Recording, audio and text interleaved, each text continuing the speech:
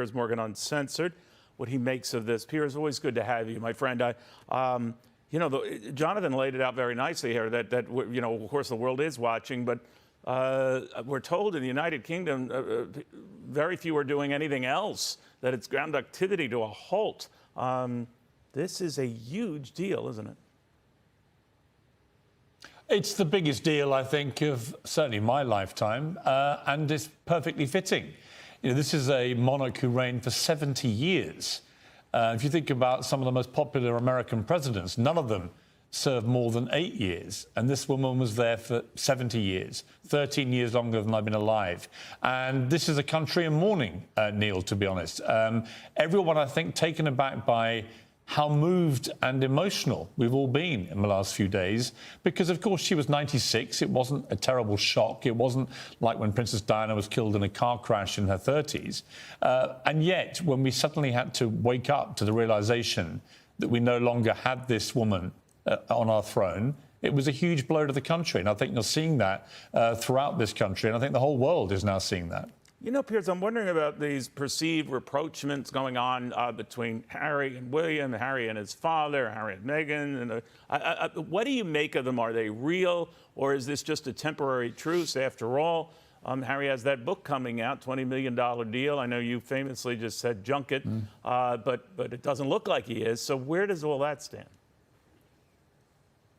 I think it's a complete mess behind the scenes. I think they're putting on a show because they recognise that this is about the Queen and about paying tribute to her and commemorating her extraordinary reign, and they don't want to have distractions about their rifts. But let's be quite clear. I mean, if you watch the body language between William and Harry or Kate and Meghan Markle, there is very little contact between them, any direct contact at all. I think they're just putting on a show, as the royals are very good at doing, over the years when times get tough or when there are feuds behind the scenes.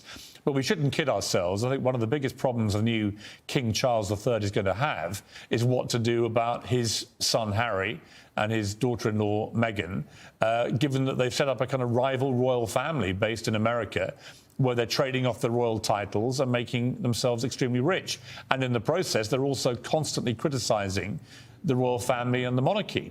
I don't think they should be allowed to do this whilst keeping the titles. That's a question, of course, for King Charles. He could, if he wanted to, strip them. What is it going to be like, Neil, when Prince Harry's book comes out, if, as we have been told, it spray guns Camilla, the new Queen consort, and settles scores with her over what Harry perceives to be her damaging role in the breakup of his parents' marriage? If that happens now, and Camilla is our Queen, that is going to be incredibly damaging. So I've urged Prince Harry to get rid of this book, to cancel it, to pulp it, to do what he can to stop it coming out, because I can't see anything but bad coming from that book, and a more torrent of allegations against his father, who he's already been repeatedly criticising, and against Camilla, who has, to be honest, become incredibly popular in this country.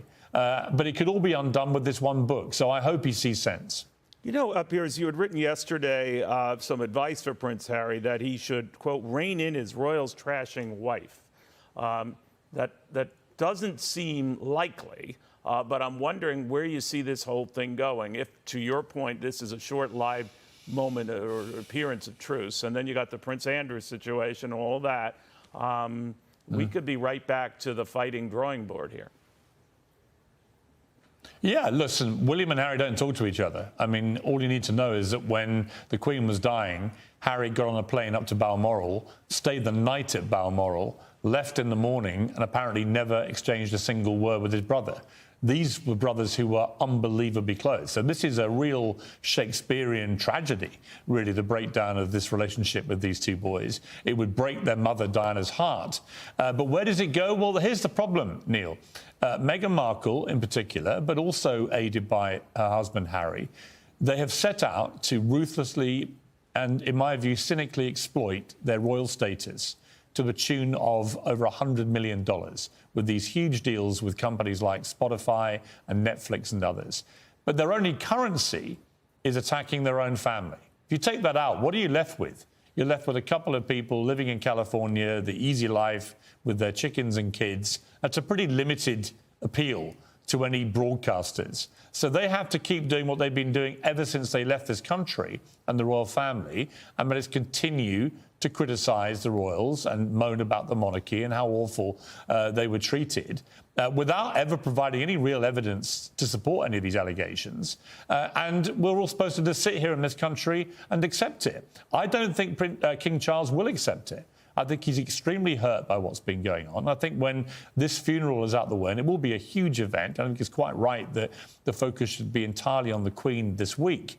But after that, the King has to sort this out. You cannot have a renegade pair of royals doing what Meghan and Harry are doing in America. It is incredibly damaging, I think, to the institution of the monarchy, and it's just bad optics, isn't it, for them to be lashing out at their family all the time. Just amazing, because your ability to just speak very directly, no gray lines. We know exactly where you're coming from, and say it without an or It's an very ah. sad, Neil. It's very sad. It is I would feel indeed. this way about any family. I hear you, my friend.